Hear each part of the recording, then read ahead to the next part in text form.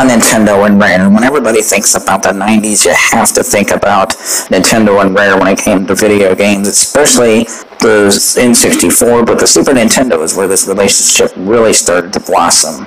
Nintendo was so impressed with Rare's earlier work that they asked them to make a game with them. Miyamoto wanted to make the game with Rare. What game is that, you say? It is the legendary Donkey Kong Country, which went on to be such a huge seller. It brought Donkey Kong back to the forefront. It was one of Super Nintendo's biggest selling games, and it helped usher in CGI in video games.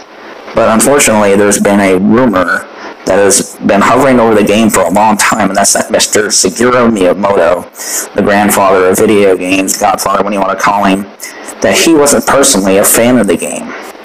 So where did this rumor come from? Is it true? Can it be proven that it was real or not? Well, I'm going to get into that right now.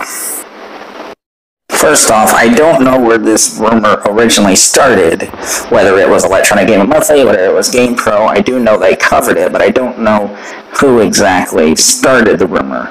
But I do know the source.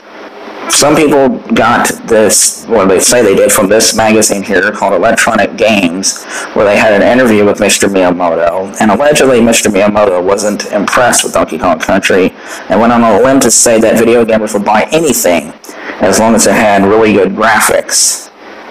Well, somebody has that issue, and I'm going to show some evidence. Now, we know that claims have to be proven with evidence. So, according to DK Vine, Miyamoto is absolved of the infamous quote where he allegedly said, Donkey Kong Country proves gamers will put up with mediocre gameplay if the art is good. It looks like it was a hoax. Its long perpetrated source has no trace of it. The war is over. Someone asks, or tags a friend on Twitter, and they ask them, or they say, hey, you have this issue. Can you please verify? And he says, I have it, but I can't access it until June the 1st. So there's a tweet following this up, and it shows what he found out. So he asked for a request or an update, and the man replies saying, sorry, they do talk about tech, but there's nothing really like that in there. In other words, it was just a hoax. Somebody mistranslated what was said. What some people think that Miyamoto was talking about is that he didn't think that technology should be used as the main selling point for a video game.